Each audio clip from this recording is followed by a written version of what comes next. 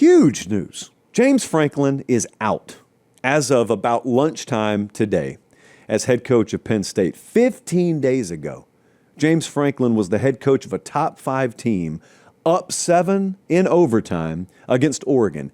Today, he is out of a job. He is unemployed as of today. I told you at the conclusion of that game, the following night, that Oregon loss was more than one game. And I know the glass half full approach to that was, it's just one conference loss. Well, it wasn't. It wasn't. If you know Penn State football, you know that was a lot more than just one loss.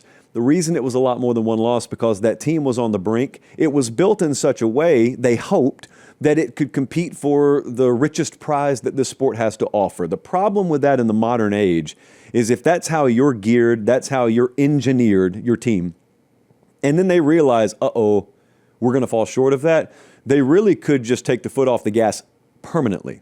And that's what happened to Penn State football this year, long story short. Much longer story told, they never should have gone and hired Jim Knowles. Andy Koldenicki married up with Drew Aller was oil and water offensively, but that's the longer story. The shorter version is James Franklin, in his 12th season as the head coach at Penn State, double-digit win seasons the last 3 years, 34-8 the last 3 years, 2 college football playoff wins last year, 1 play away from the national title game last year, is no longer good enough to be the head coach at Penn State.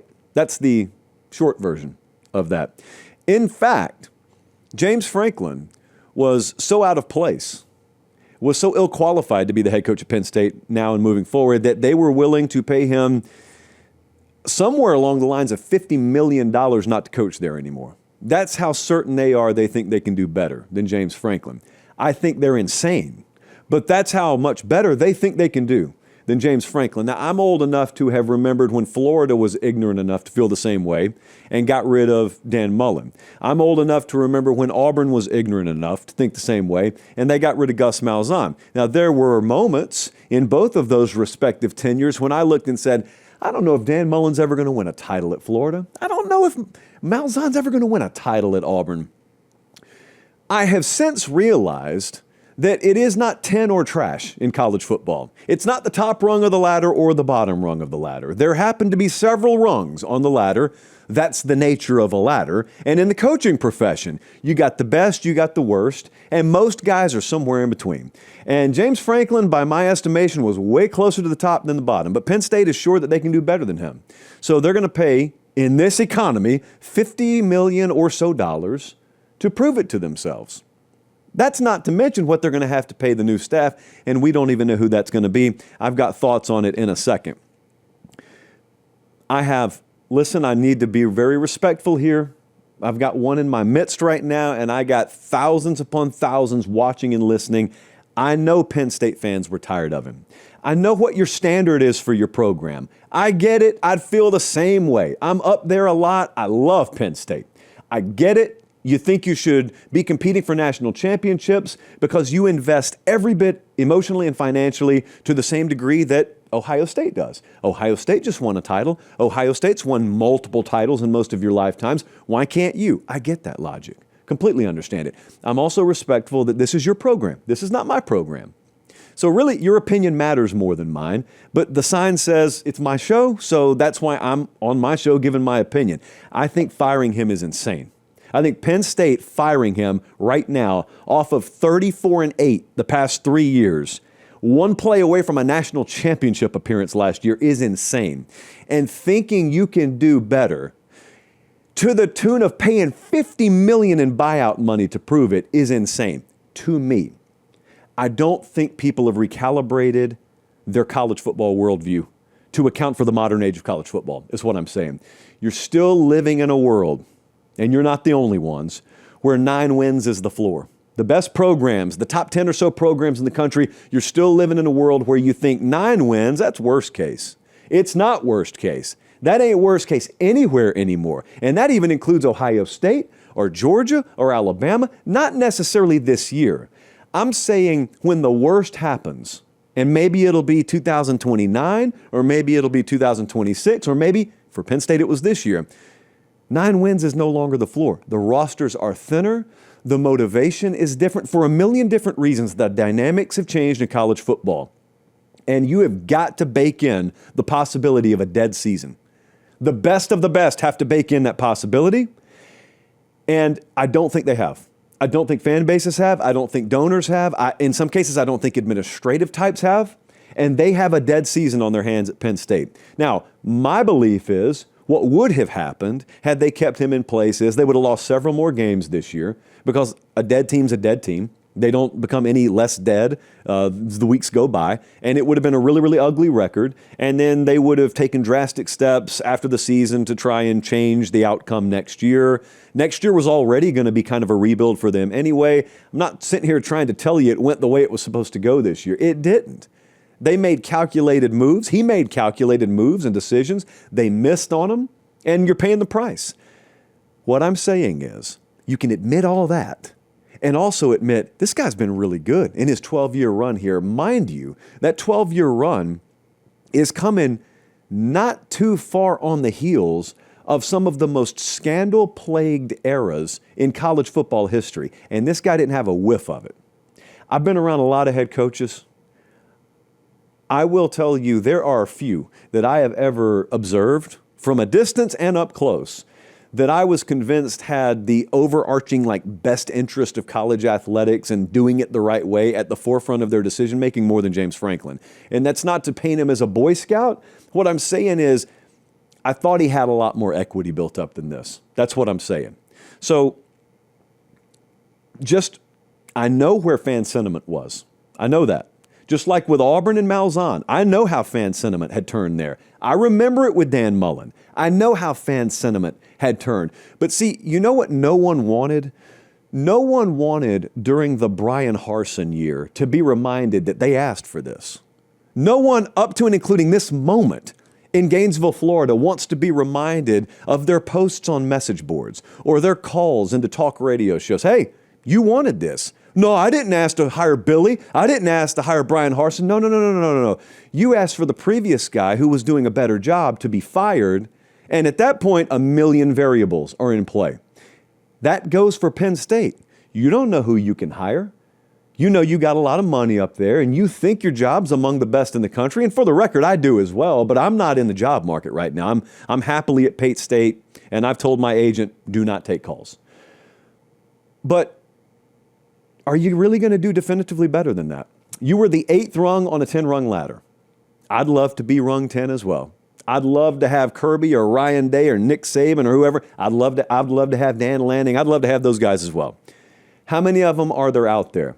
You better have one. That's the only thing that makes this kind of decision worth it. Hey, wait just a second. I appreciate you guys watching. Most of you are subscribed. If you're not, please do so. It's free. It helps us keep the show free, and that's how we do college football year-round. All right, back to the video. I understand the principle also that what must be done eventually must be done immediately. I actually believe in that. I don't think this had to be done eventually. Therefore, I think it's insane that it was done immediately. But I'm not the decision maker up there. So if the athletic director or board of trustees or whomstever in the Penn State circle is ultimately the one that pulls the lever, decided we're going to pull the lever eventually? Yes. Even if I disagree with it, you do need to pull it immediately. It's very tough for me, now I'm going to speak personally, it's very tough for me to remove the human element on this. There are two reasons why I don't do hot seat talk a whole lot on the show. The first is because it's most always speculative and clickbaitish, and despite the fact that they call me clickbait Pate sometimes, I actually don't traffic in that a whole lot. Secondly, I know a lot of these guys, and the reason I never call myself a journalist is because I'm not a journalist. I'm just a person who gives my opinions. Another reason I don't call myself a journalist is because I have bias baked in all the time. I've got guys that I disproportionately root for. The accusation we get a lot in our business is, oh, you root for teams, you root for this team, you hate that team. Well, that's never the case with me. I got coaches I root for. James Franklin was one of them. I love James Franklin. So it highly pisses me off that this happened today, and it really kind of went down the way it went down, all the while acknowledging it's your program, it's not my program. But here's the third part. I guess there are three reasons why I don't do the hot seat talk, and I don't take to it very well. There's this belief in society that if you make millions of dollars, you're different. If you make millions of dollars, then the human element is okay to be removed. And fundamentally, I've never felt that way. I don't feel that way if you make $10 million a year, $10 billion a year, or $10 a year. Although the third would be a violation, and we do need to talk to a legal type about that. But I've never been this guy that thinks, hey, if you're bringing home 52 and change a year, you're just like the rest of us. But if you're making $10 million a year, I don't really care how things affect your family. I don't really care personally how you feel about this or that because you've got a lot of money. I don't care. I've been in both positions in life. So I kind of have experienced it a little bit. And I understand whether you're broke or a billionaire, human emotion's human emotion. And I do understand the fact that this guy's going to land somewhere in the range of $50 million hardens you a little bit.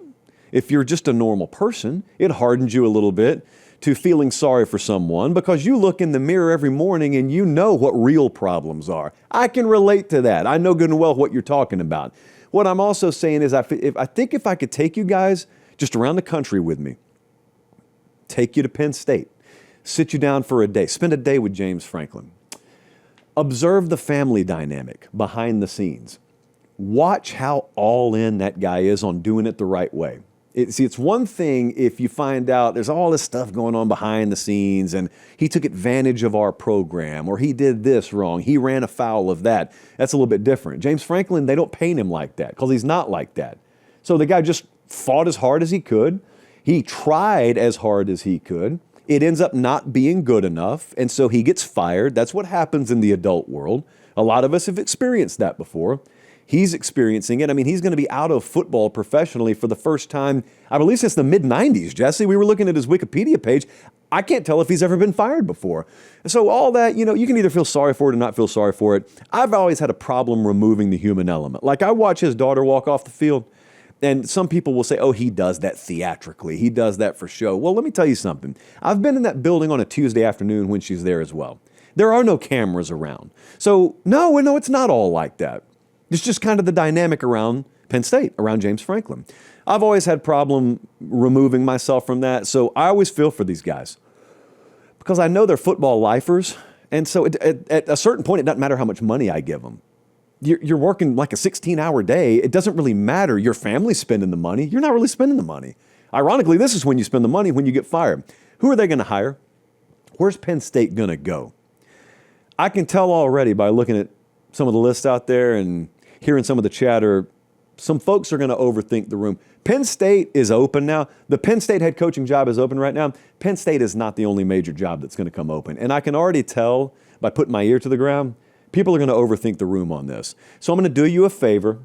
Pate State committee over here is just running coaching searches for you guys free of charge. Matt Campbell is the best candidate available out there. He's the best candidate out of all the lists that I've seen out there. Are you looking for flash or are you looking for a football coach?